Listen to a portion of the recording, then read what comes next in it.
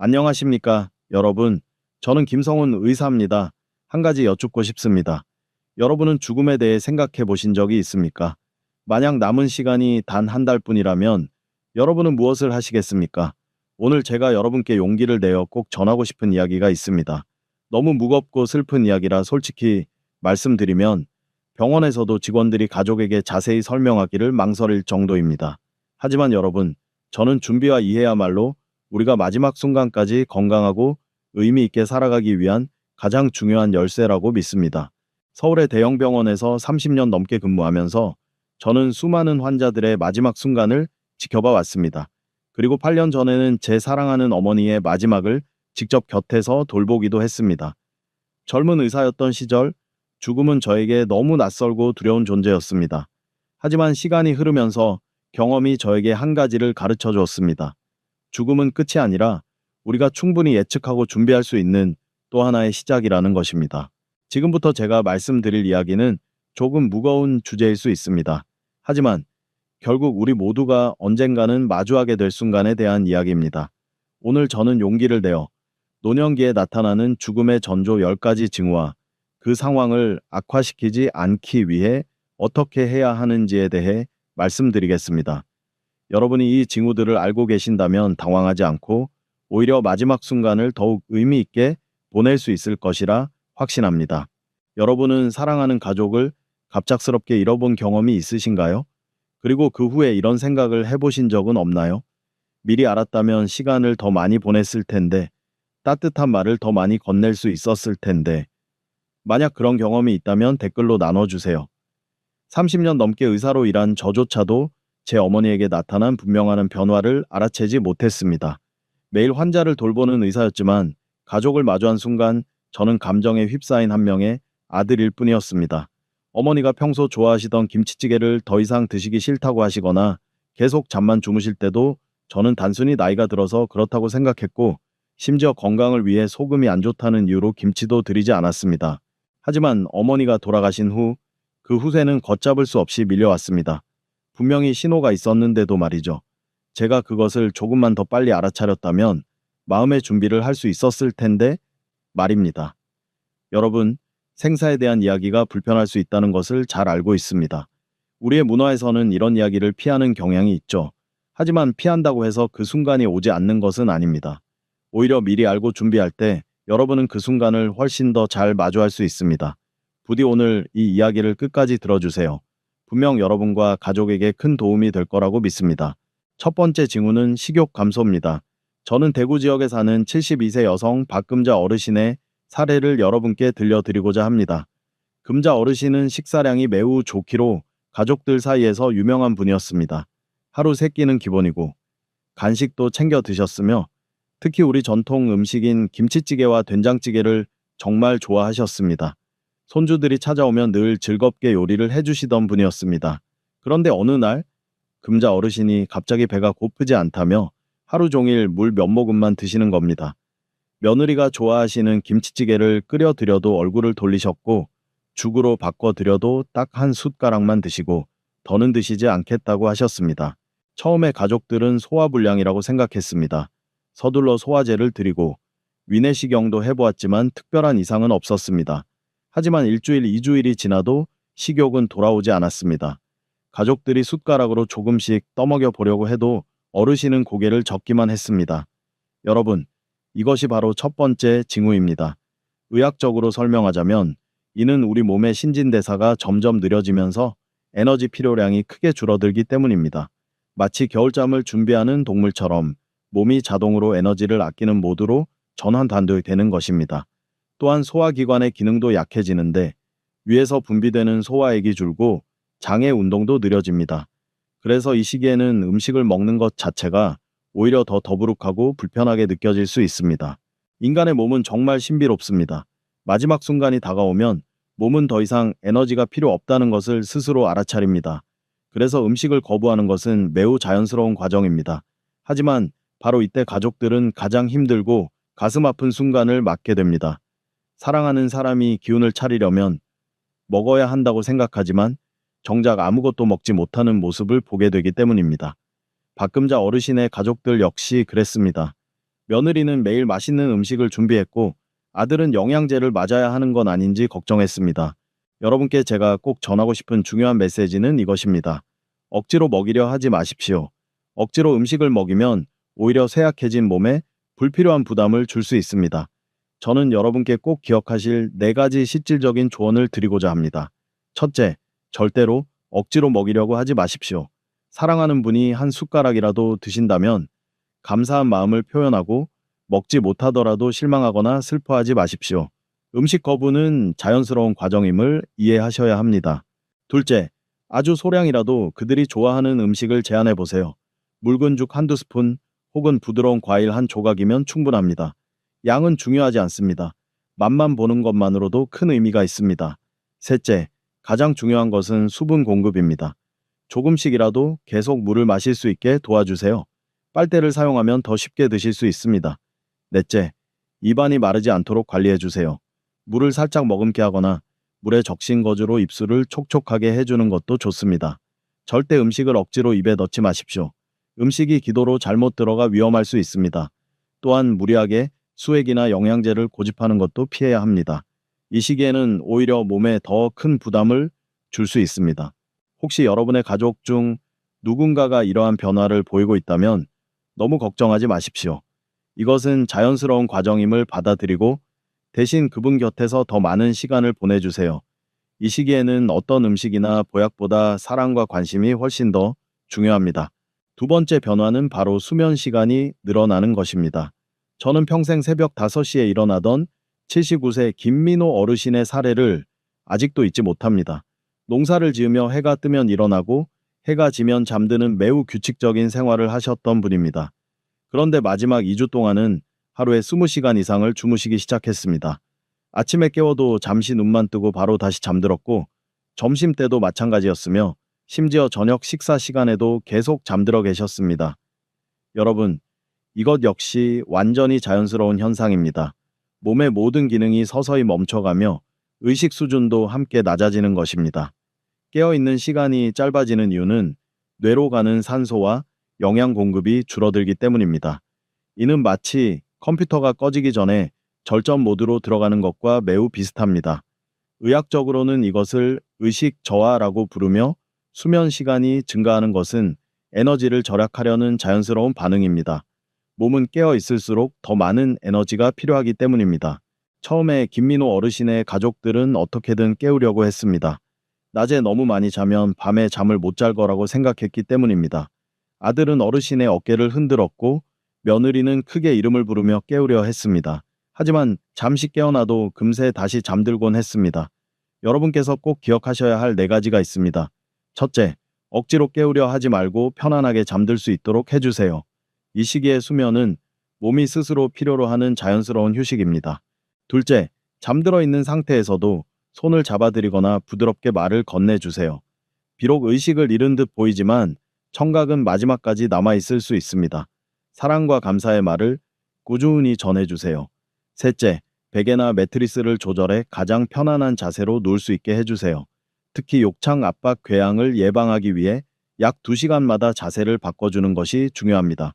넷째, 방 안의 환경을 조용하고 평온하게 유지해주세요. 온도는 너무 덥거나 춥지 않게, 조명은 너무 밝지도 어둡지도 않게 하여 편안한 분위기를 만들어주는 것이 좋습니다. 세 번째로 관찰할 수 있는 변화는 천변화입니다.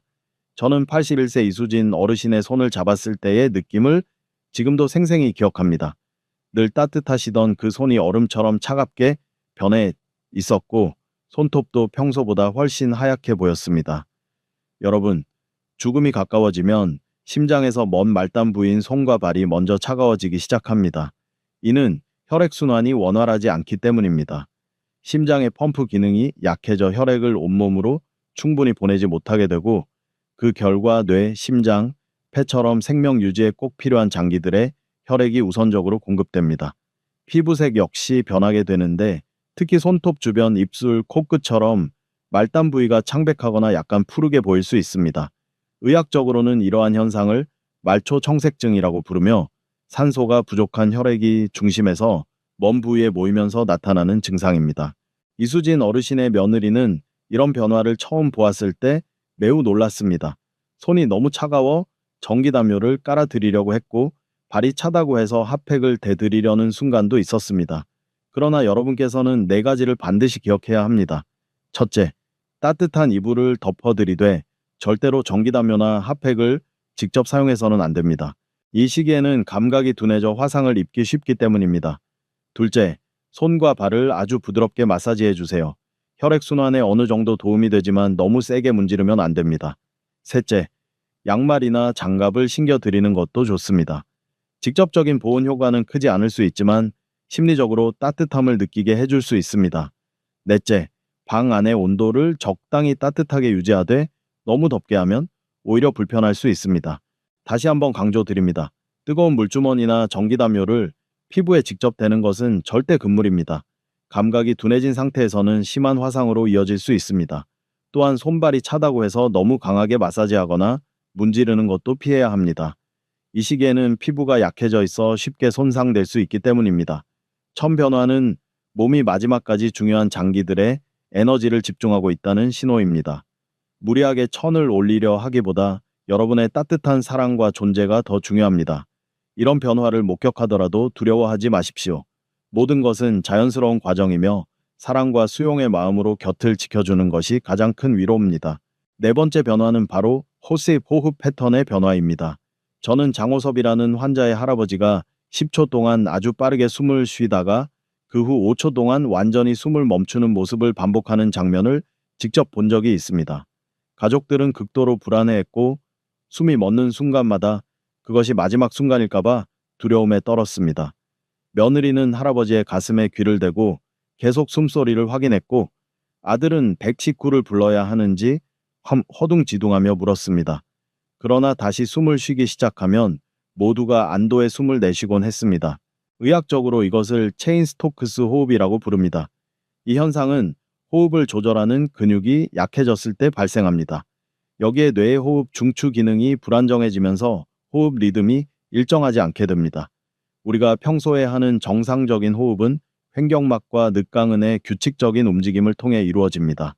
하지만 삶의 마지막 단계가 오면 이 근육들의 힘이 약해져 자연스럽게 숨을 들이쉬고 내쉬기 어려워집니다. 대신 턱 주변 근육이나 가슴 근육을 과도하게 사용하게 되어 겉보기에도 매우 힘들어 보일 수 있습니다. 더불어 뇌의 산소와 이산화탄소 조절 기능도 약화되어 갑자기 빠르게 숨을 쉬다가 멈추거나 얕게 쉬다가 다시 깊게 쉬는 패턴이 반복됩니다. 여러분, 이럴 때 도움이 될 수 있는 네 가지를 꼭 기억하셔야 합니다. 첫째, 상반신을 약간 세워 편안한 자세를 만들어 주세요. 베개를 하나 더 받치거나 침대 머리 쪽을 조금 올려주면 됩니다. 이렇게 하면 호흡이 훨씬 수월해집니다. 둘째, 방 안의 공기가 항상 신선하도록 해주세요. 창문을 살짝 열어 환기시키거나 공기청정기를 사용하는 것도 좋습니다. 셋째, 가습기를 사용해 방 안의 습도를 적절하게 유지해주세요. 공기가 너무 건조하면 호흡이 더 힘들어질 수 있습니다. 넷째, 가장 중요한 것은 당황하지 않는 것입니다. 숨이 고르지 않아 보이더라도 이것이 자연스러운 과정임을 이해하고 차분하게 곁을 지켜주세요. 호흡이 멈춘 것처럼 보여도 인공호흡을 시도해서는 절대 안 됩니다. 이 단계에서 그런 시도는 오히려 몸에 불필요한 부담을 줄 수 있습니다. 또한 숨이 가빠 보인다고 무조건 산소호흡기를 쓰려고 할 필요도 없습니다. 가장 좋은 방법은 담당 의사와 상의하여 적절한 결정을 내리는 것입니다. 다섯 번째 변화는 목에서 나는 소리입니다. 83세 최만식 어르신은 마지막 3일 동안 계속해서 목에서 수르르 하는 소리를 내셨습니다. 마치 양치 후에 입안을 헹굴 때 나는 소리와 비슷했습니다. 처음에 가족들은 무언가가 목에 걸린 줄 알고 급하게 등을 두드려 주기도 했습니다. 하지만 여러분, 이 소리는 환자가 침이나 가래 같은 분비물을 삼키거나 뱉어내기 어려워졌기 때문에 나는 소리입니다. 목 주변의 근육이 약해지고 삼키는 반사도 크게 약해진 상태입니다. 게다가 의식 수준이 낮아지면서 침이나 분비물을 자연스럽게 처리하기 어려워집니다. 의학적으로는 이것을 임종기 천명음이라고 부릅니다. 이는 분비물이 기도에 고여 있고 환자가 숨을 쉴 때 그 사이로 공기가 지나가면서 나는 소리입니다. 듣기에는 고통스러워 보일 수 있지만 실제로는 많은 경우 환자가 통증을 느끼지 않습니다. 여러분께서는 다음 세 가지를 기억하시면 됩니다. 첫째, 머리를 약간 옆으로 돌려주세요. 이렇게 하면 중력에 의해 분비물이 자연스럽게 흘러나올 수 있습니다. 둘째, 부드러운 거즈나 깨끗한 티슈로 입 주변에 흘러나오는 분비물을 살짝 닦아주세요. 하지만 절대 입 안 깊숙이까지 닦으려고 해서는 안 됩니다. 셋째, 상반신을 조금 세워주는 것도 도움이 됩니다. 이렇게 하면 분비물이 기도 깊은 곳으로 내려가는 것을 막을 수 있습니다. 절대 강제로 가래를 제거하려고 하거나 등을 세게 두드리거나 억지로 기침을 유도해서는 안 됩니다. 이 단계에서는 오히려 더 큰 불편과 부담을 줄 수 있습니다.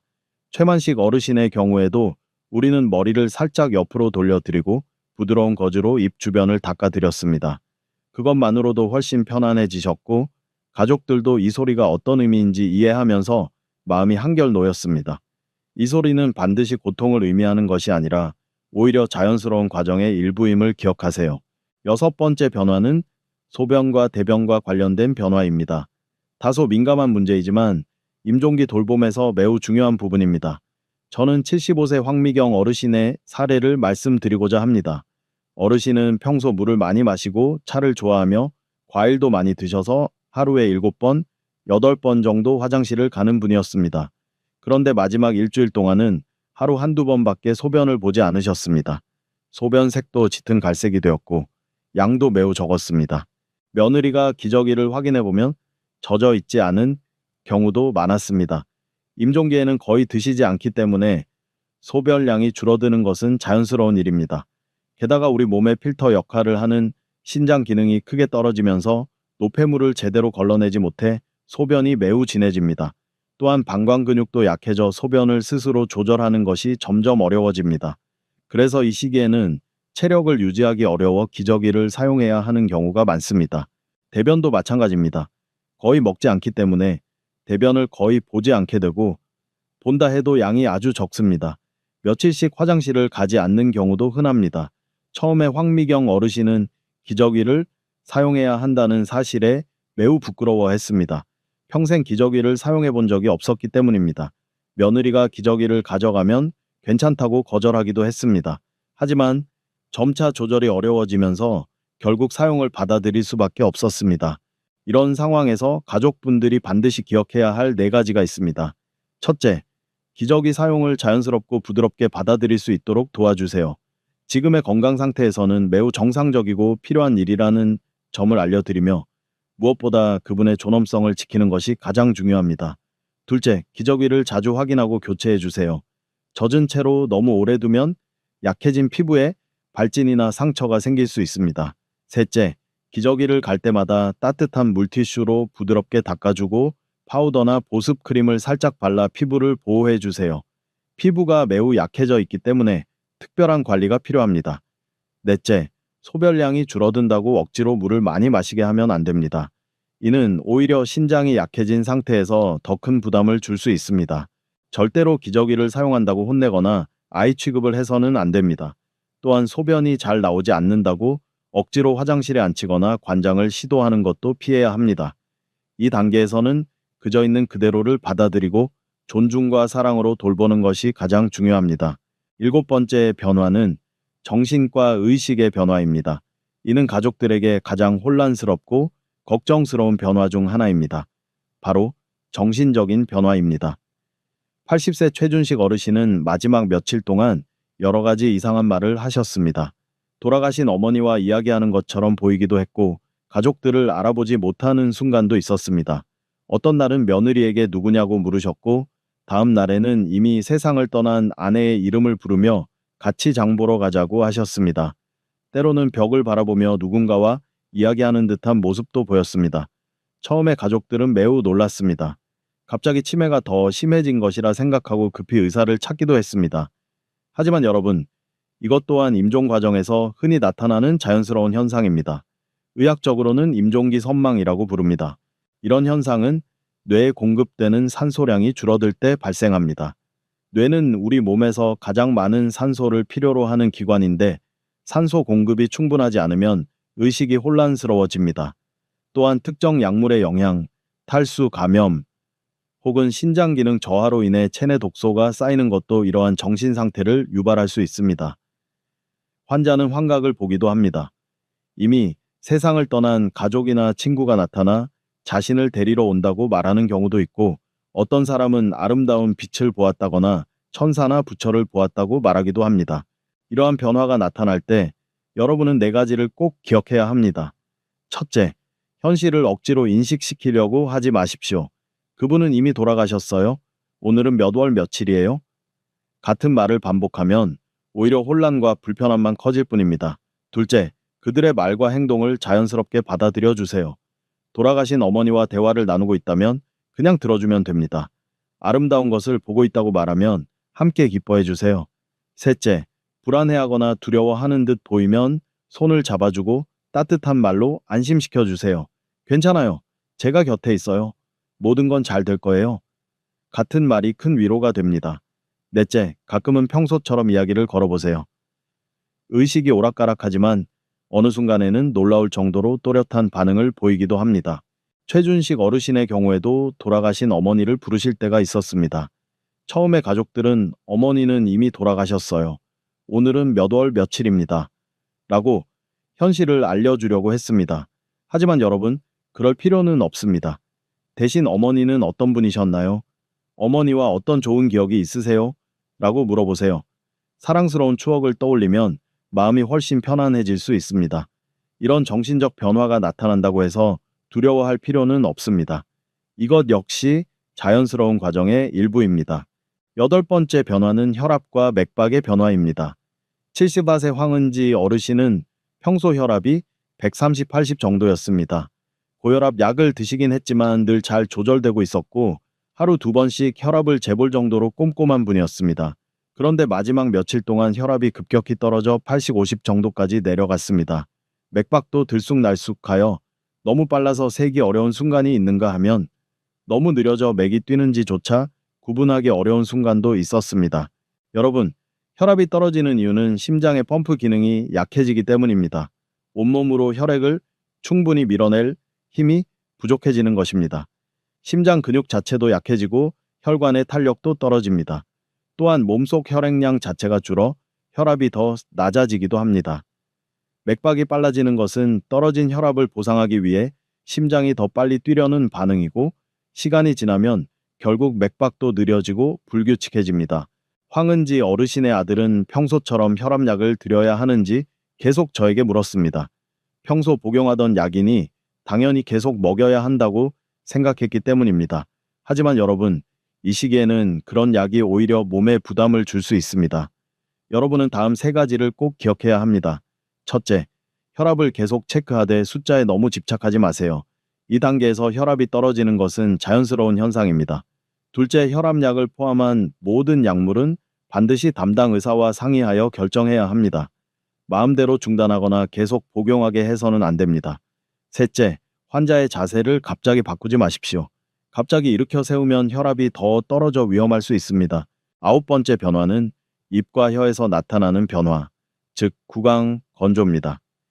78세 윤석현 어르신은 마지막 며칠 동안 계속 입으로만 호흡하셨습니다. 그래서 입안이 바삭바삭하게 마르고 혀에는 두꺼운 흰 막이 끼었습니다. 입술도 트고 거칠어졌습니다. 구강 건조는 여러 요인으로